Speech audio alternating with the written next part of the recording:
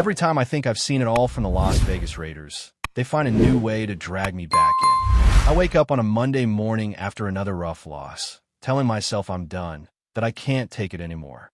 And yet, there I am, scrolling through the schedule, checking who we play next, convincing myself that maybe, just maybe, this is the week it turns around. Raiders fans, if you know that feeling, welcome to the club, because there's something about this team that refuses to let us give up completely.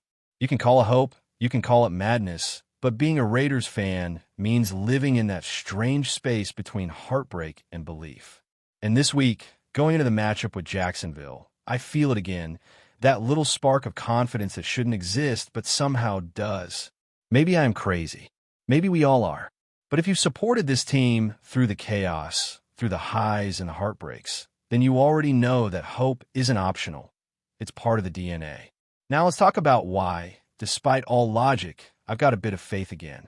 The bye week came at the perfect time for the Raiders. I'm not just saying that because we needed to stop the bleeding after some ugly performances. I'm saying it because this roster desperately needed to get its mind and body right. When you've been beaten up both physically and mentally, a week off can feel like a reset button. Several players said that the break was exactly what they needed, and I believe it. This team looked exhausted, drained of energy, and a little lost. Now they had time to breathe, recover, and maybe, just maybe, rediscover some rhythm. Health is another reason for that cautious optimism. We've been waiting to see guys like Brock Bowers back at full strength, and that moment has finally come. He's been practicing without restrictions, and if you've been watching closely, you can tell he's hungry to make an impact again. Same with Max Crosby. He's been dealing with minor stuff all year, playing through pain because that's who he is, but even a warrior like Max needs a moment to recharge. The hope now is that the team returns fresher, sharper, and more focused than they've looked in weeks. And while we're talking about returns, one name that deserves some attention is Lonnie Johnson Jr. His comeback adds depth to the secondary, a unit that's struggled to find consistency. Now, nobody's saying he's going to walk in and magically fix the defense, but having another body with experience can only help. This is a team that's been asking too much from too few players, especially in the defensive backfield. With Johnson back, the Raiders can mix up their looks, rotate personnel, and hopefully make life a little harder for opposing quarterbacks. Here's what I'm watching for from this defense. Adjustments. Real adjustments. Not the same predictable cover three, not the same heavy box every other play. Patrick Graham has to show that he can evolve, that he's not just sticking to the same script no matter what's happening on the field. Opposing offenses have figured us out too easily. We need to disguise coverages, throw in some surprises, and bring pressure from different angles. Lonnie Johnson Jr. might not be a superstar, but he gives you flexibility. And right now, flexibility might be exactly what this defense needs to survive. Now let's shift to something that might sound a little wild, the addition of Tyler Lockett. Whether you're skeptical or not, you can't deny that his presence changes things for Geno Smith. This is a quarterback who has struggled to find rhythm or confidence this season, and what better way to get that back than by reuniting with a receiver who knows him inside and out. Lockett is a chemistry guy, someone who brings calm to the chaos. When Geno's had him in the past, his numbers have been better across the board. Fewer interceptions, higher completion rates, more touchdowns. That trust matters, especially for a quarterback who's been forcing throws and second-guessing himself. Adding Lockett isn't just about the numbers, it's about energy. It gives this offense something it's been missing: belief. When you're averaging under 15 points a game, sometimes you just need one spark to remind yourself that you can score, that you can move the ball, that you can be dangerous again. Maybe this is that spark.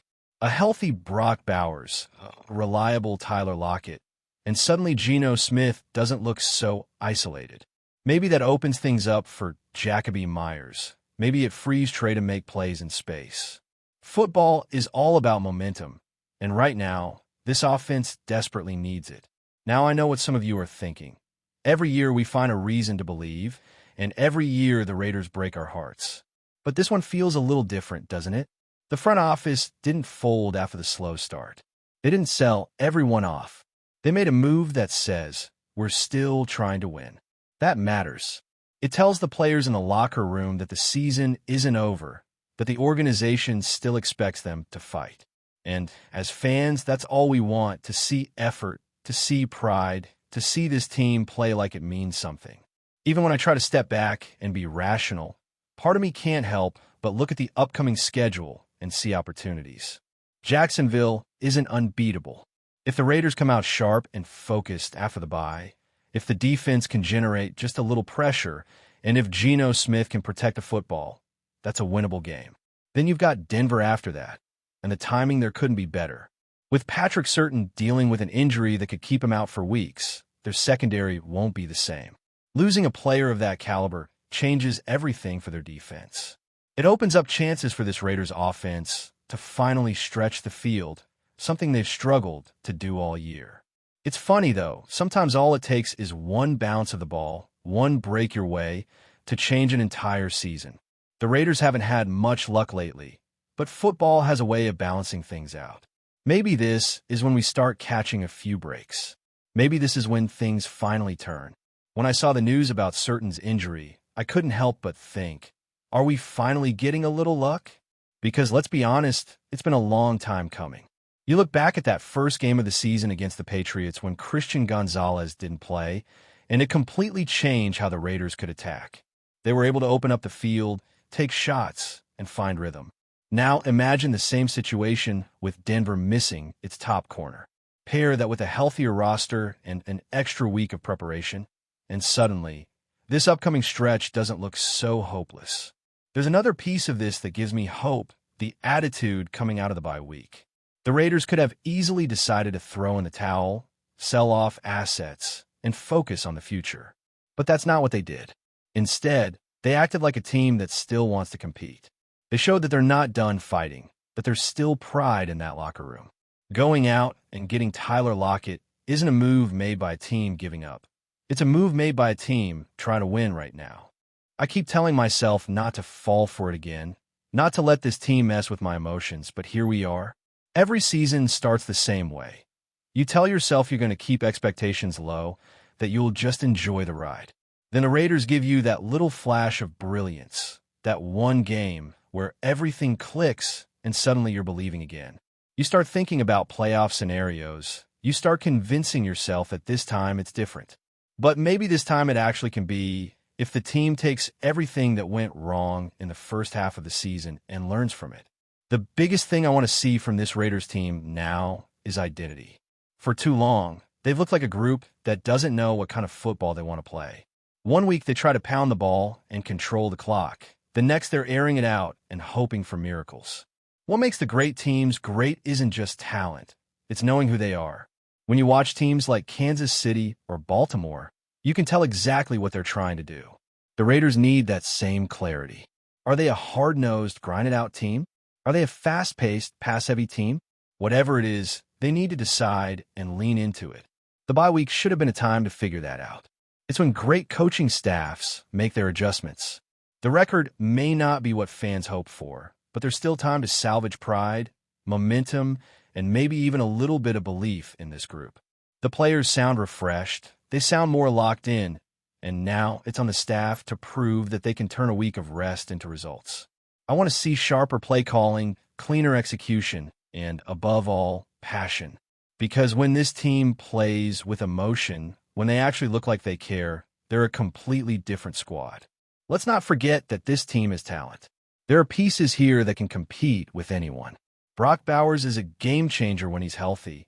Max Crosby is one of the most relentless defenders in football. And Geno Smith, when he's comfortable, can be efficient and smart with the ball. Add in Tyler Lockett, a guy who's always been the definition of reliability, and suddenly you've got something to work with. The key now is chemistry. The pieces have to connect. Geno has to trust his guys, the offensive line has to give him time, and the defense has to play as one unit instead of a group of individuals trying to make solo plays. There's also something to be said about momentum. Football is such a psychological game, and once you start believing again, good things tend to follow. That's why this matchup against Jacksonville is so important. It's not just another game on the schedule. It's a test of character. If the Raiders come out flat, all that talk about hope and adjustments goes out the window. But if they show fire, if they fight every snap, then maybe this season still has a heartbeat. And speaking of fire, the fans deserve some credit too. Raider Nation has been through it all. Relocations, rebuilds, heartbreaks, and constant chaos. Yet they keep showing up. That energy is real. It matters. Players feel it. Coaches feel it. Even opposing teams feel it when they come into Allegiant Stadium and hear that roar. That's what makes this fan base different. No matter how many times they get knocked down, they still believe. That's why when I say I'm hopeful, I know I'm not alone. I know there are thousands of fans out there who still wake up every Sunday with that same flicker of belief. Now, let's be honest. The next few weeks will define everything. If the Raiders find a way to win against Jacksonville, the whole mood changes. Suddenly, the conversations shift from disappointment to possibility. Then you get Denver, who might be without Patrick Surtain, and that becomes another winnable game. 2 wins in a row, and this team is right back in a mix. But if they stumble again, if they come out looking unprepared or uninspired, then it's hard to see how the fan base keeps faith much longer. This is it. This stretch determines whether the Raiders can claw their way back into relevance, or if this season becomes another what could have been. I still think about those moments early in the season when things looked like they might turn the corner. That opening drive where the offense looked balanced, confident, explosive. That defensive stand where they actually swarmed to the football. We've seen glimpses of the team this could be, but glimpses don't win games. Consistency does. Execution does. And it's time for this team to start delivering 4 full quarters of football. You know, it's funny how sports can mess with your emotions. 1 win, and you're walking around like the season's been saved. 1 loss, and you're questioning every decision the franchise has ever made. But that's the life of a fan. That's what it means to care. And for all the frustration, all the disappointment, I wouldn't trade it. Because when this team finally figures it out, when they finally put it all together, that moment will be worth every bit of the pain that came before it. So yeah, maybe I'm insane for believing again. Maybe I'm delusional for thinking that this bye week changed something. But hope isn't about logic, it's about faith. And in football, faith is sometimes all you've got. The Raiders have broken our hearts more times than I can count, but something tells me this story isn't finished yet. Something tells me that deep down, there's still fight left in this team. Before we continue, don't forget to subscribe to our channel and give this video a like. Your support helps us keep bringing you the latest updates on our Las Vegas Raiders. And don't be shy. Drop your thoughts on the news in the comments below. Whispers around the league are growing louder. The Raiders may have just pulled off a move that could reshape their defense. Sources close to the organization hint that Brian Burns, the ferocious edge rusher who has made opposing quarterbacks' nights miserable, has reportedly signed with Las Vegas. While nothing has been officially confirmed, the buzz is undeniable, and fans are already imagining what a revitalized pass rush could mean for the silver and black. Burns, known for his explosive first step and relentless pursuit of the quarterback, has been one of the NFL's most feared defensive weapons in recent seasons. His potential addition to the Raiders roster has sparked intense speculation. Could he finally be the missing piece in a defensive unit that has shown flashes but never truly dominated? Insiders suggest that his presence would instantly elevate the entire front line, giving defensive coordinator a new arsenal of schemes to unleash. Even in casual conversations among analysts and fans, the excitement is palpable.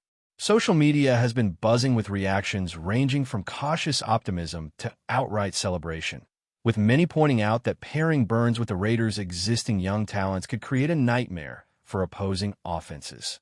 If this happens, watch out, one anonymous league insider reportedly said. He's the kind of player who can change the trajectory of games by himself. Of course, with all rumors, skepticism remains. Contract details, medicals, and formal announcements are still pending, but the very notion of Burns in silver and black colors is enough to ignite imaginations. Coaches are reportedly adjusting their plans, contemplating how to maximize his abilities alongside the team's current defensive stalwarts. Meanwhile, fans are already speculating on how this signing could impact draft strategies, free agency moves, and even the Raiders' championship aspirations.